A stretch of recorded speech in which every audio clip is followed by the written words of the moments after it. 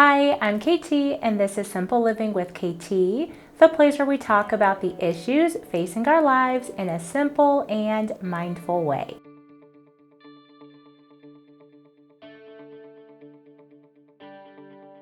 I hear a lot of apprehensive and honestly fear when we talk about money and budgets in society. It started that way for me, and I still felt that fear and apprehension almost when I got married. They say that money is one of the leading causes of divorce, so it's definitely something I would never want to sweep under the rug.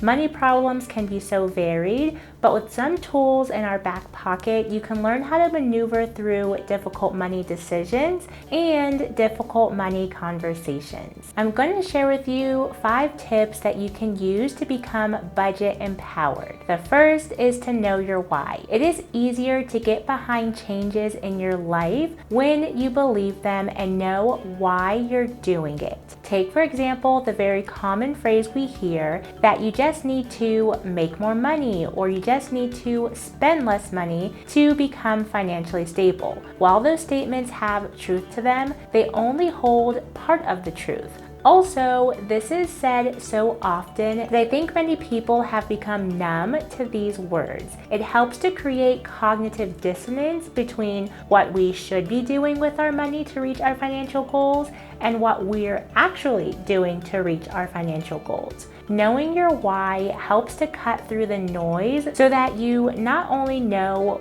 what you are working towards, but you know why you're doing it. Next, list your short-term and long-term goals. If you're married, share those goals with your spouse. I am a dreamer, a realistic dreamer mostly, but definitely a dreamer. The first goal my husband and I had together was to be debt-free. Being debt-free does not mean total financial independence, but it definitely gives you options. 1 year of paying off debt led to quitting an unfulfilling job because we had the wiggle room to leave that job, which resulted in another job offer that offered about 40% more than that terrible job. There's got to be something you want to work on achieving, and you should share that with your spouse. In my mind, I believe you should work on it together. I've seen couples where each person has their own goals and don't really talk about things together. That's not my jam. Next, evaluate where you have teachable moments. My husband used to buy Chick-fil-A every single day for lunch. This was before we were married,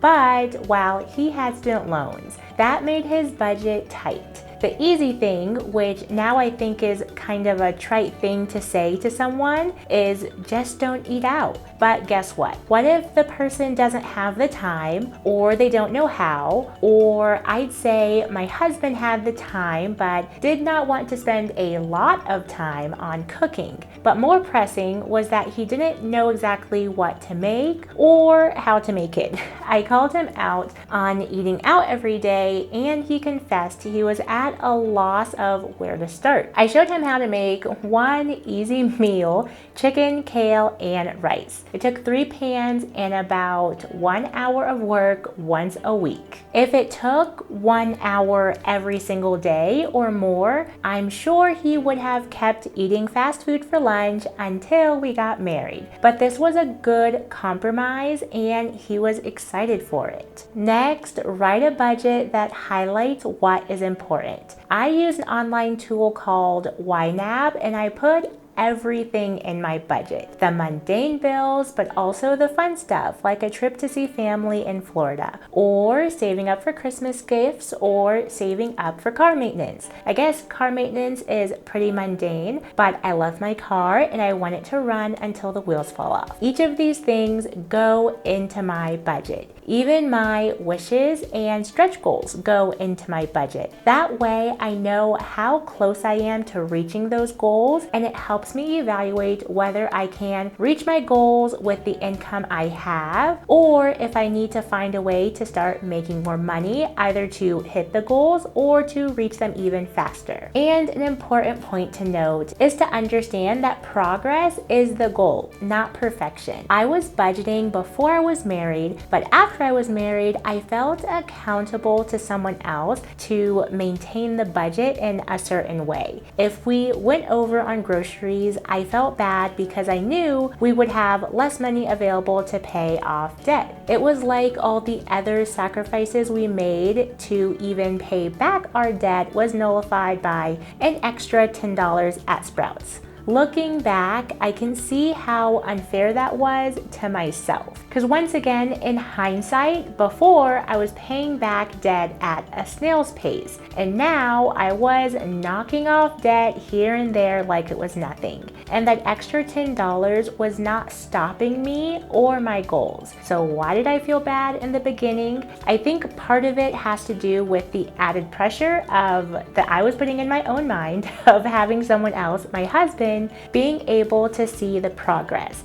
I didn't want him to think I was fudging the numbers or not taking things seriously. I think the other part was wanting to be perfect, and missing the mark means I didn't hit the goal perfectly, and that for some reason wasn't good enough. Looking back, I can say that's silly. It's one thing to have a compulsion to have a lot of impulse spending, and something else entirely to do minor adjustments to your budget because of natural changes in your needs that result in an extra $10 at the grocery store. So that's what I wanted to share with you today. Thank you so much for watching. Check out the link in the description to join my group on Facebook called Live Frugal, Feel Rich. You'll actually get free access to my course, Abundance in a Budget. And this course will help with your mindset to line it up with your money goals, whether that be saving up for a big purchase or paying off debt, and just getting your mindset fueled up to reach those goals will be a game changer. Thanks again for watching, and as always, remember to make the decisions that support the life you want. Bye for now.